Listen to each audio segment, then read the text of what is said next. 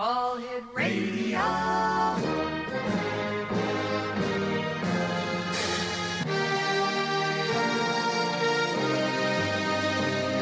Welcome to the X Zone, a place where fact is fiction and fiction is reality. Now, here's your host, Rob McConnell.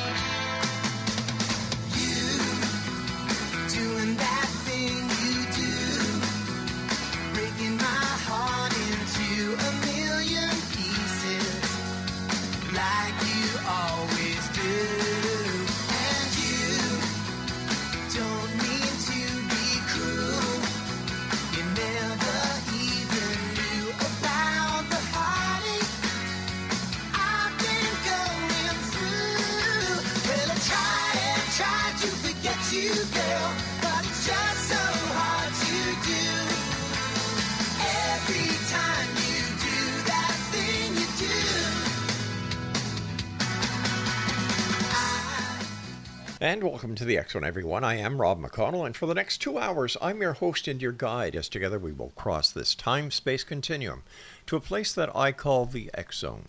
It's a place where people dare to believe and dare to be heard. It's a place where fact is fiction and fiction is reality.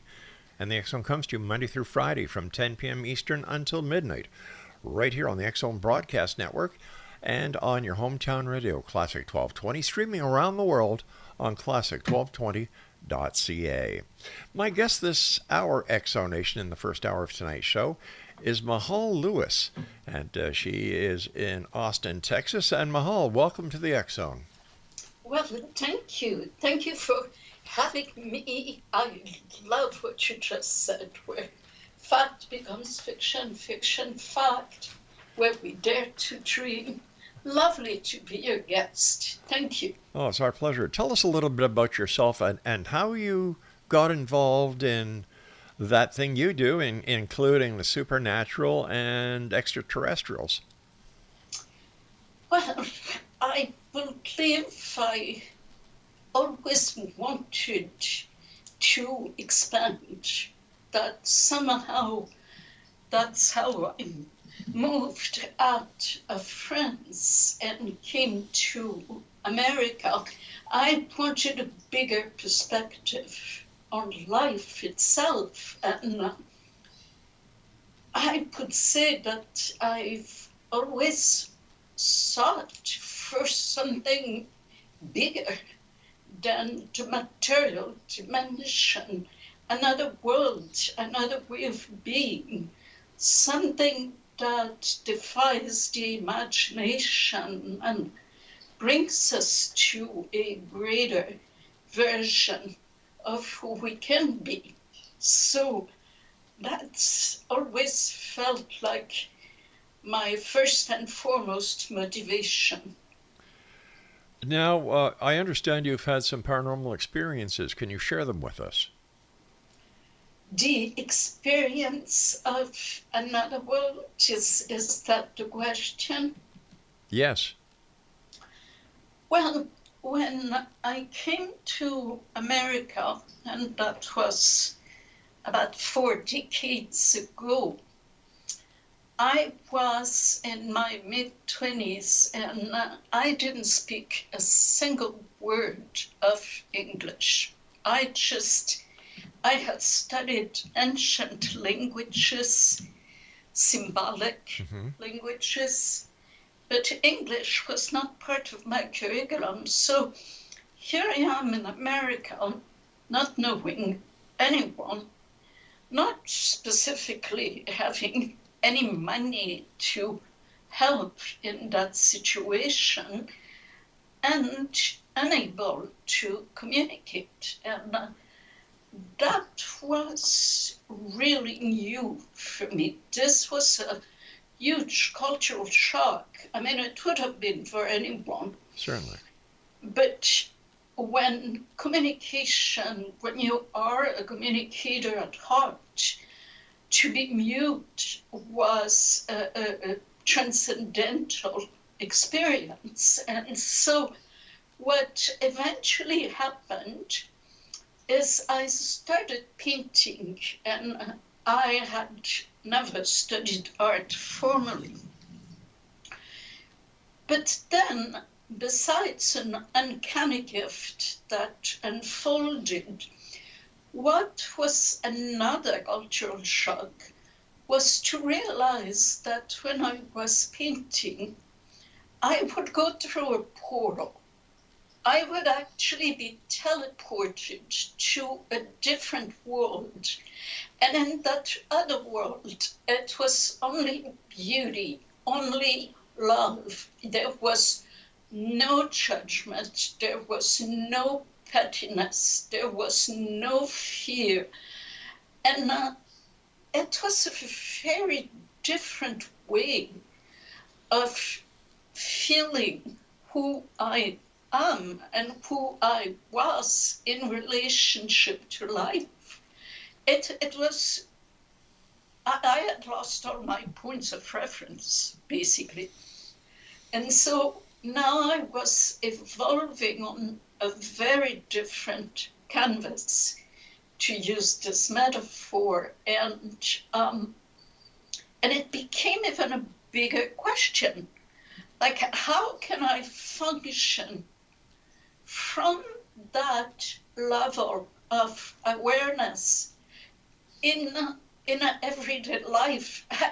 Can I bring back that new world in the limited reality I was most of the time experiencing? So that was the first step into my transition. It was through art, through this gift that revealed itself completely out of the blue. Now, how many times in your lifetime do you estimate that you've gone through this portal to this other world and back again? As often as I painted and then wrote, there was this sense of peace and of, again, something so much greater. It's like it was a mystical experience. You know, it was like the veil was lifted. And so the only problem I had was I couldn't paint or write 24/7. So the difference between being like completely focused and present and at the same time not here at all, and then everyday life where ego was the only thing I knew, and limitation and judgment, the difference was striking. And so yes, that there was no other option than to look for a door that would be permanently open. This other place, this other reality on the other side of the porthole, where was it? Did you ever find the name or the identity of this new and wondrous world that you had stumbled across through this porthole? Well, I like you calling it the X zone. That's so perfect.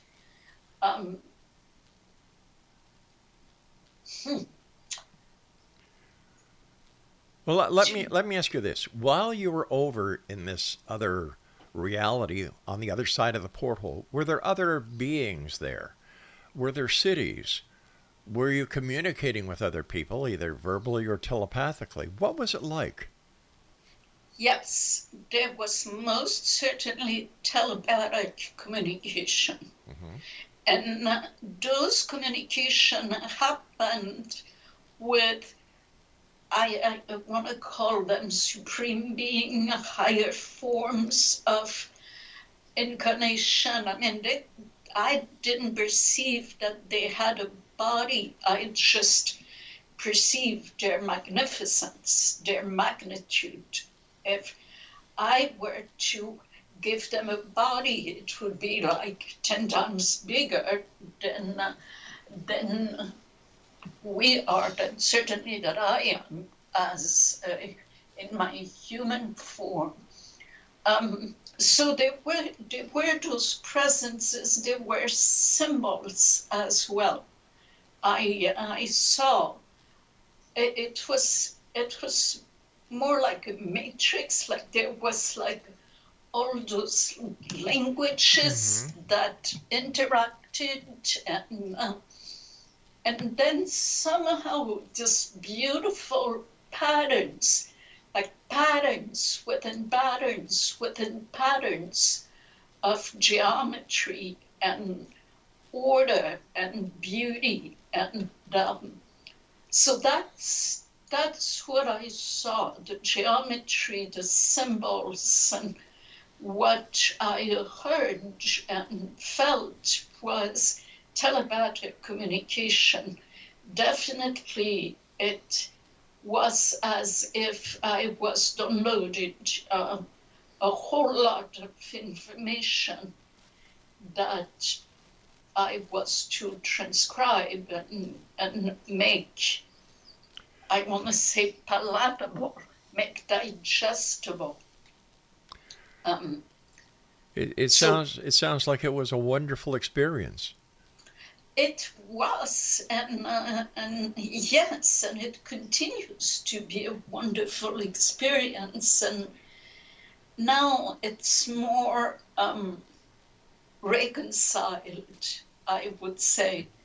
There's not as much before and after. There's not as much as, it's easier to see through the veil without getting lost into the illusion that that's all that there is. All right, stand by, Mahal. You and I have to take our first break. And Exonation, Sure. our guest this hour is Mahalene Louis. And if you'd like to find out more about Mahal, visit empoweringnow.com. That's www.empoweringnow.com. And her Facebook page is facebook.com/Mahalene, and that's Mahalene. This is the X-Zone. I am Rob McConnell, and we're here Monday through Friday from 10 p.m. Eastern until midnight from the broadcast center and studios of the X-Zone Broadcast Network on your hometown radio, Classic 1220.ca. And Mahalene and I will be back on the other side of this very short break, so whatever you do, don't go away.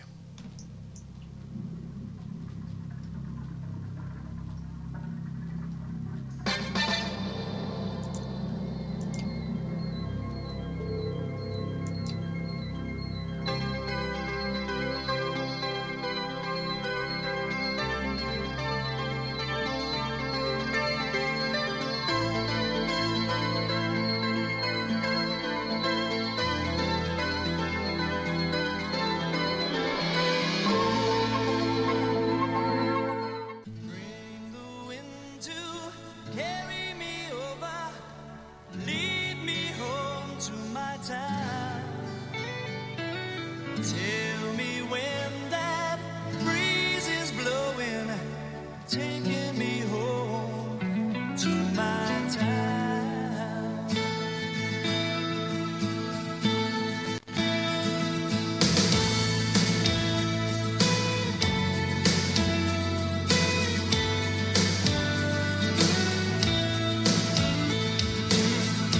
When I think of you, Scotia, there's a love that just beats in my heart. In my childhood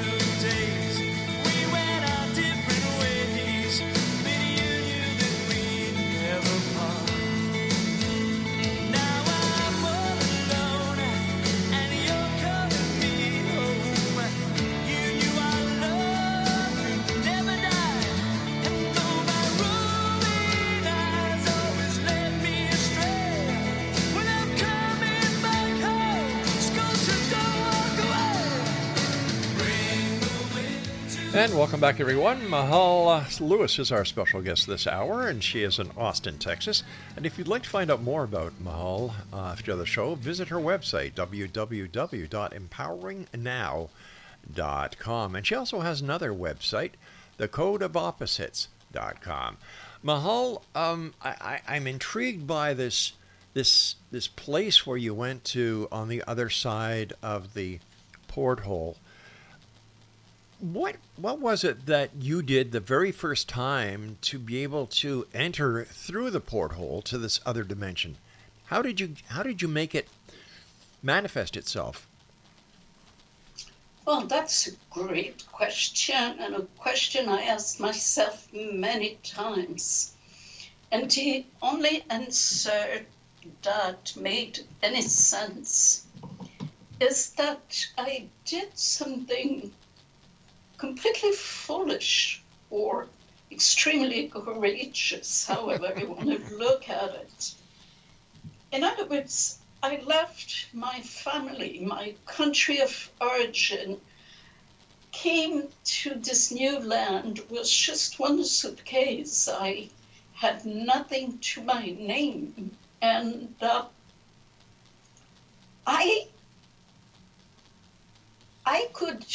I imagine that I placed myself in such a dire terminal situation psychologically that something had to give. And what gave was this gift of art and this portal opening. It was the result, I believe, of this extreme act of courage. And again, I'm not even sure whether it's courage or foolishness, but that's how I explain it. It's like it was too much. There was so much power that something had to break up, and it did. Now, before you became an artist and before you immigrated into the United States, what were you doing? What was your profession? I was a journalist, so I used my writing skills as a journalist. I also taught literature, and both those options were a catastrophe. So as a journalist, I got fired many times because I would say the wrong thing at the right time. And so I got myself fired for that reason. I remember once doing an article on marijuana being grown on the fanciest hotel in the city of Lyon, France. And I had the photograph, I had the article.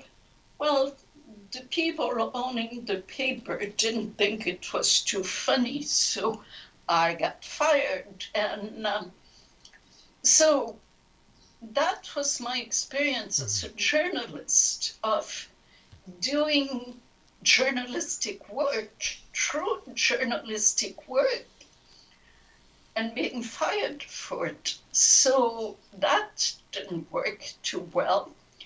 And then as teaching literature, there was a certain curriculum that was imposed. And I remember that Rousseau, who is a French philosopher and author, was part of this curriculum.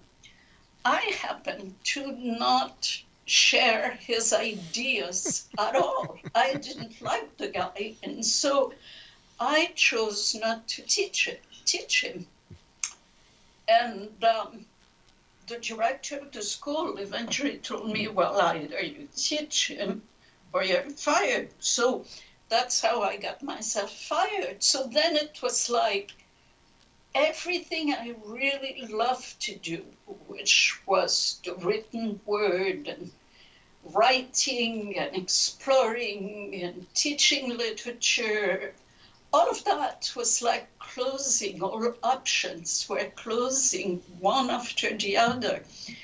And so I thought, this is not working. Yeah. This is absolutely not working.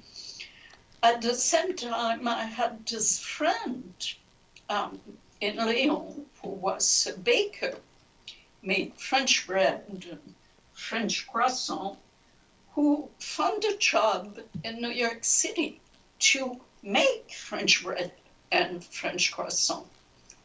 And he asked me to come with him. So it was my passport to America. That's actually how I came here.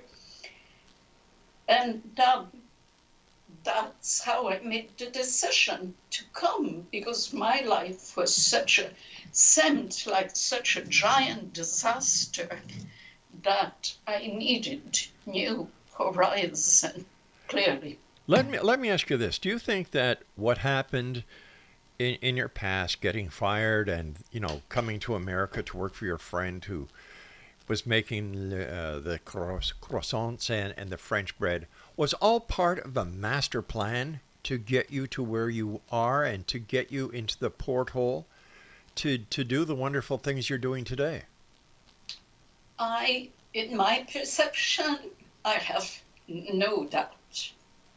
This was such a great setup, and it was just being led to making the choices I made, because I probably wouldn't have made those decisions. I certainly wouldn't have made those decisions if I had been successful as a journalist or as a teacher. There's no way I would have just decided to give it all up. So yes, I think it was destined that way. And if we think in terms of higher intelligence and forces and giant beings that direct the world more than what seems to be the power here in this world, then yes, I do believe that it was meant to be, and it was orchestrated in order for me to do what I do. Now, the paintings that you do, what are they? What is the subject matter? Languages, symbols, the other world, the world that is immaterial, where communication happens through the heart, where dishonesty is unthinkable, where beauty is the signature, elegance, where there's harmony and coherence and order. So that's what I paint, and it felt like the theme that manifested very quickly, actually, felt inspired and channeled by those high beings. Like, there seem, even in my work, in the way that my work unfolded, my artwork I'm speaking of. Yes. There seemed to be a bigger intention than I was aware of, a plan to get me step by step to up my commitment to bring forth a new form of communication. It almost sounds as if what you painted could be classified as sacred geometry. absolutely. Yes. Yes, it definitely is and was sacred art. And, I used different ancient languages Mm-hmm. like Chinese or the runes or Egyptian. I remember opening a show I had called The Physical and the Meta. And they were like four beasts holding four dimensions, four direction as watchtowers, each beast in occupying a direction and invoking an element. So, for example, fire was given to a dragon, water was given to a dolphin, earth to a rhino, air to an owl, and then on each of those animals were superimposed and speaking themselves four languages. Mahal, we have to take another break, so please stand by. Interesting course. story, and thanks very much for joining us, Mahal. We'll look forward to speaking to you when we come back in a few minutes. Exonation Mahalene Louis is my special guest, and her websites are empoweringnow.com and thecodeofopposites.com. I'm Rob McConnell. This is the X Zone, a place where people dare to believe and dare to be heard, and we're coming to you from the broadcast center and studios of the X Zone Broadcast Network in St. Catharines, Ontario, Canada, on your hometown radio, Classic 1220, streaming around the world on classic1220.ca.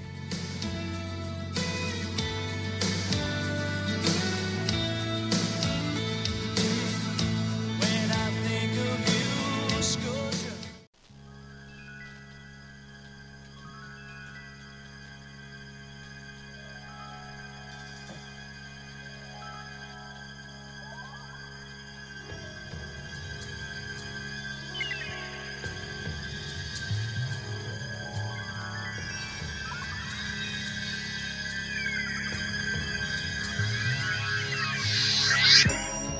I have just closed my eyes again.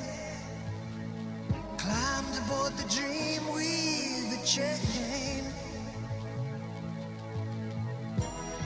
Try to take away my worries of today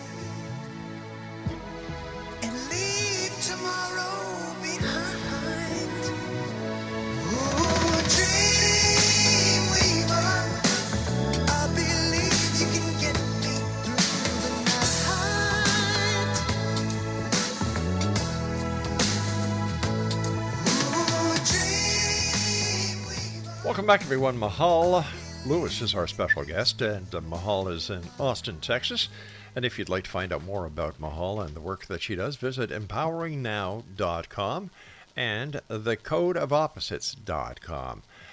Mahal, what's so extraterrestrial, in your opinion, about the Hebrews? Well, it's just, if you look at the story for humanity, it's very hard to avoid the library of the Bible, because basically it informs the entire world, the collective and conscious. Now, what was and is unexpected is that Hebrew could actually be a meta-language, that a meta-language would be hiding in plain sight in Hebrew. And a meta-language, to me, is a language that is behind all languages, behind all form of knowledge. And if that is the case, accepting that that may be the case, then Hebrew is no longer belonging to religion or to people. It becomes like music and mathematics a language that belongs to humanity. And that's an amazing perspective. And it's just the more I dive into it, the more I see how strange this language is. Like, if I may give an example. Yes, please. Well, we know currently that about the brain, that the amygdala is the place where the fight and flight response occurs. That's where we go into defense or attack. That's where we become protective.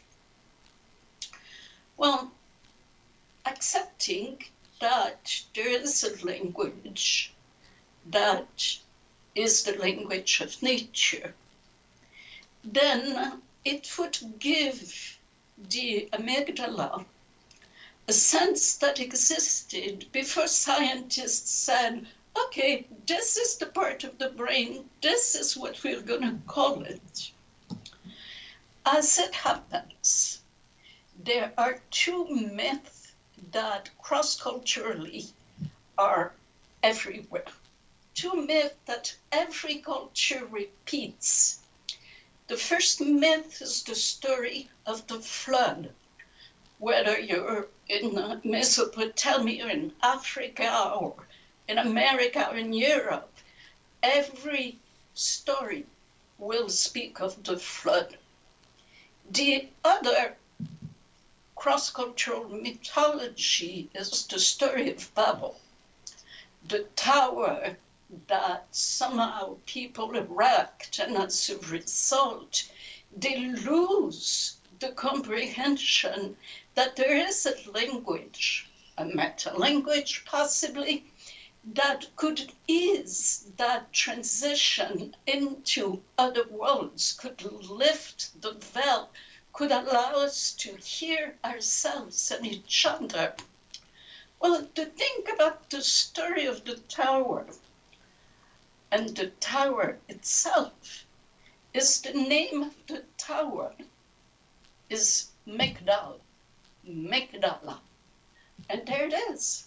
This is where we go into defense attack. This is the cause of our losing touch with the language of the heart, with other dimension, is because we're playing such a small victim game that we lose track of the magnificence that exists. Now, how is it that in a document that has been existing for millennia, a number of millennia, that name is what scientists picked to call the part of the brain that does exactly that, creates a big crisis for us. And this is just one tiny example. But isn't it possible, when you look at the Tower of Babel story, that this is the way that the ancients would try to make sense of why there are so many languages?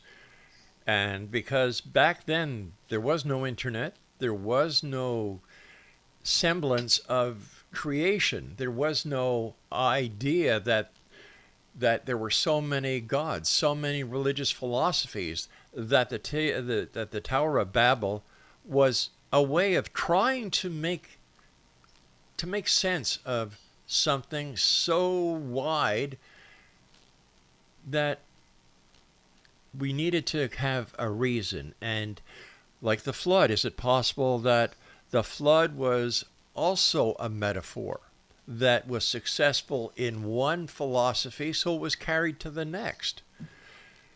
Are we looking at reality, or are we looking at metaphors when it comes to the tales from the ancients? Well, metaphors to me is very real. I love what you're bringing forth. Now, if you look at the language Hebrew itself, the way that you say Hebrew in Hebrew is ivrit.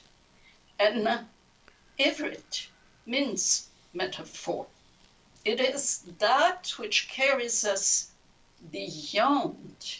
That's what ivrit means in Hebrew, besides naming the language Hebrew. And it is exactly that. You nailed it. It's a metaphor. That's the name, that's the power, that's the rocket that has us travel. And again, I do hear what you're hearing, that there was a quest on the part of the builders of the tower for this transcendental place where they could access to something greater. So yes, yes, yes. So where did the extraterrestrials come in? To me, they're in the letters themselves. The letters of this alphabet are multidimensional. They have so many facets that many artists, occultists, have tried to illustrate them, their esoteric side, as tarot. That's exactly what the tarot is. There's 22 tarot cards in the major arcana, and those are an illustration of the esoteric dimension of each of the 22 Hebrew letters. So to me, they are animated by powers, by definitely an artificial intelligence, by extraterrestrial. So it is my sense that this library called the Bible is based on an alphabet that gives us the key to other worlds and comes from extraterrestrial. If not, how could it be the only symbolic language that humanity has besides Chinese? But Chinese doesn't have an alphabet. That never changed. But what about other languages, other religious philosophies? The Hindu philosophy and the writing of the Hindus. You've got the book that the Muslims revere. Yes. Right. So why is it that you believe that only the Hebrew letters are this code or the Rosetta Stone to existence when there are these other religious philosophies who have their own distinct method of writing and symbology as well? Well, that's a great question, and it's a very dicey place to be. I mean, obviously, there's so much treasure and beauty into the Upanishad, the Sanskrit language. There's studies in semantics where it's been proven that the Sanskrit letters animate matter. So I am not saying, we are not saying this is it. There's Right. only one way and this is our way. There's just an array of coincidences, a structural, it's like the language itself is sacred geometry. All right, stand by. We've got to take our final break. And Exonation, my guest this hour is Mahalene Louis, and she is in Austin, Texas. And if you'd like to find out more about our guest Mahal this hour, empoweringnow.com and the code of the opposites.com. And we'll both be back on the other side of this break trying to understand whether this is a coincidence, is the symbology extraterrestrial, Or is this just something that occurred naturally around the world at various times throughout our history? These and many other questions as we continue here in the X Zone from our broadcast center and studios in St. Catharines, Ontario, Canada, on your hometown radio, Classic 1220, and streaming at classic1220.ca.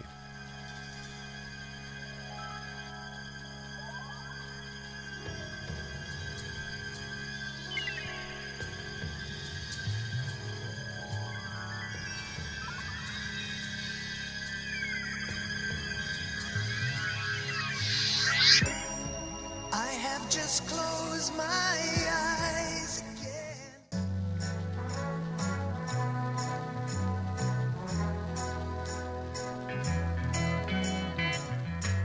I used to sit at home and cry. The touch of love had passed me by. But then you came along with all those dated routines you've used before. Worn out, faded old daydreams by the score. But I'm telling you one thing now for sure, baby. Beautiful secondhand man, you saved my life for me. Beautiful secondhand man, you don't mind. Welcome back, everyone. This is the X Zone. Mahalene Louis is our special guest, and she is in Austin, Texas. Her websites are, you've got your pencils and paper ready, I hope, empoweringnow.com and thecodeofopposites.com. Before I ask you questions on your books that you have, we were talking before about how life can be a plan, and that if we do not follow life's plan, things happen to make sure that we get on the path we're supposed to get on. Am I right? I believe as you do, yes. All right. So how can that be a coincidence if a plan is in place? Well, there's only coincidence, there's only synchronicity. It's just at times we lose track of the fact that of the perfection of what just happened. But yes, it is my sense that there is a cosmic plan that is stretching us all to love. All right. A cosmic plan. Is this a plan that is part of any one religious philosophy or part of them all? It's part of them all. I mean, it is what sustained the religious impulse to begin with.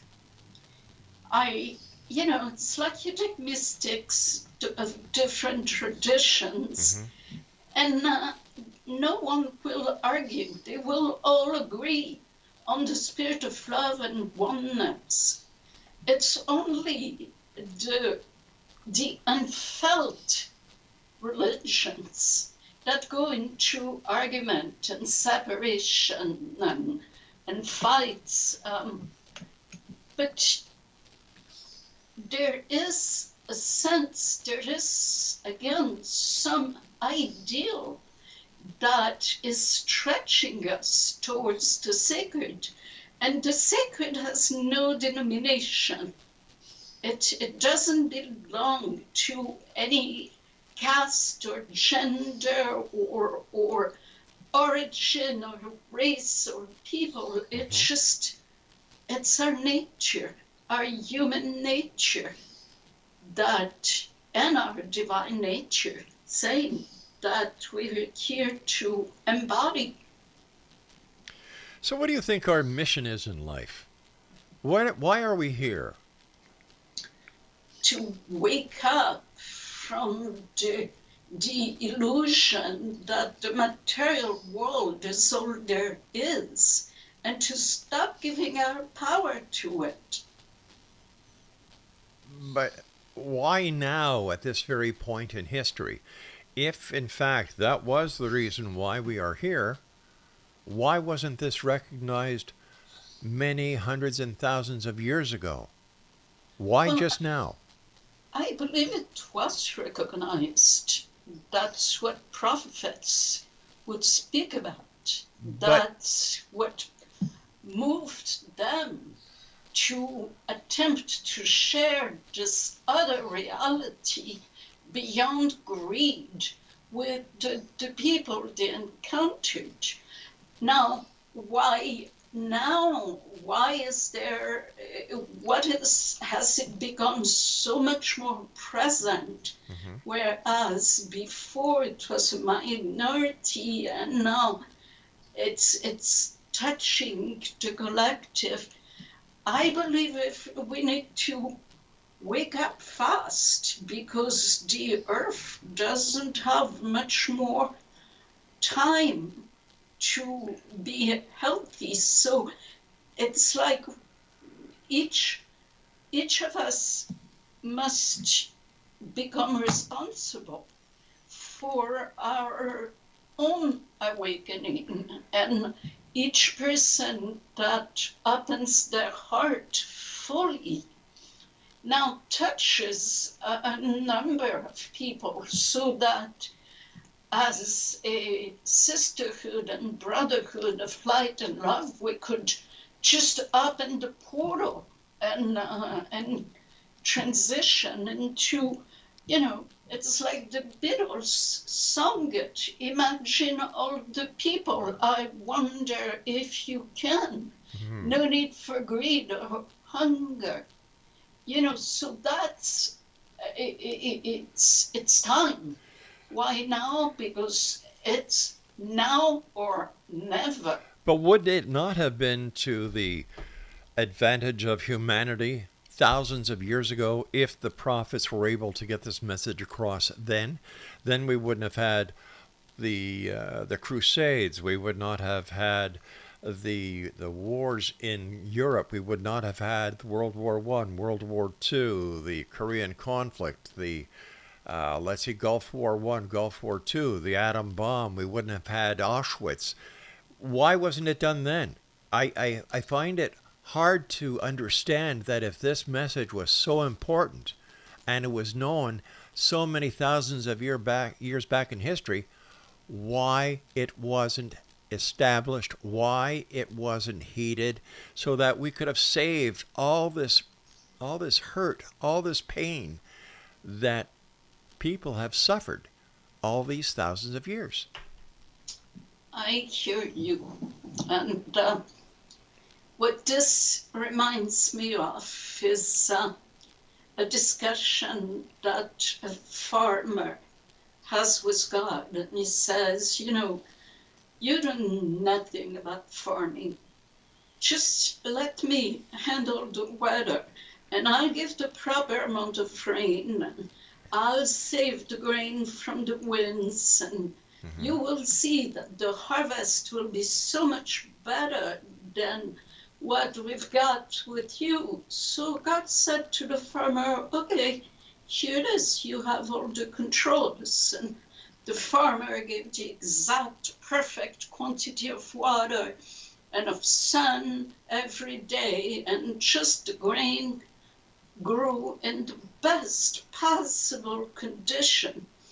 And then when it came time to harvest it, it revealed that the grain was empty. There was nothing into the wheat. And so the farmer went back to God and said, I don't get it. I gave the best possible weather, the best water, the best sun. Why is the wheat empty? And God, to call it that, said, well, the friction is necessary. The challenge is needed for the wheat to grow. So, yes, all the wars and the wars that are still continuing now, all the catastrophes that we experience as the human race, they were part of the plan. At least that's how I understand it, to ready us to accept the gift and be humble enough that we can be great.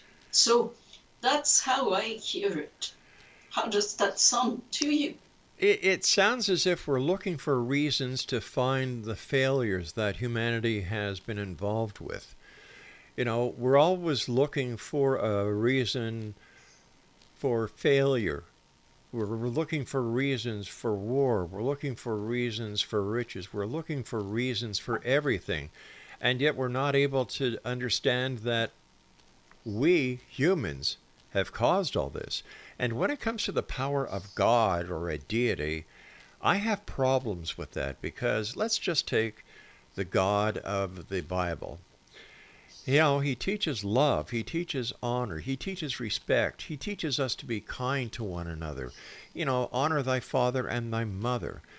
And yet, look what he has done throughout biblical time, especially in the Old Testament. You had the destruction of Sodom and Gomorrah. You had the big flood. Everybody died except God's chosen people on the ark. Then you had all the Egyptians that were drowned on the Red Sea, as well as the other plagues that God brought onto Egypt. So I have a hard time trying to put all my faith in a God who has dual standards. Totally hear you and join you. You're preaching to the choir. And this is the part that is so difficult to understand, is that the wisdom of the Bible is not in its stories. This is not the Upanishad. This is not other religious texts. The wisdom is in the code. And when you get the code, the story is completely different. Very, very, very different. So, yeah, I agree with you. And that's the first reason why I wanted away from my tradition. It was so absurd to me and cruel and senseless. But then I was given the keys in the form of the alphabet. And that, it's sort of like comparing Newtonian science to the atom. Makes no sense. So, yes, you can look at the Bible in a Newtonian manner, and that's horrifying. Or you can look at the atom and the real tiny, tiny, tiny part, the tiniest part of the Bible is its alphabet. And that's where there's a meta-language.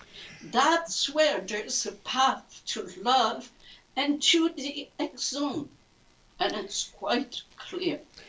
And it's very well protected by an appearance of complete injustice. Mahal, you and I have to say so long for tonight. I do want to thank you so much for joining us. Continued success. And Exo Nation, if you'd like to find all about our guest, please visit her websites, empoweringnow.com. And the second site is thecodeofopposites.com. I'll be back on the other side of this break as hour number 2 of the X Zone starts right now. I'm Rob McConnell. This is the X Zone. We're coming to you on the X Zone Broadcast Network from your hometown radio, Classic 1220, and streaming at classic1220.ca.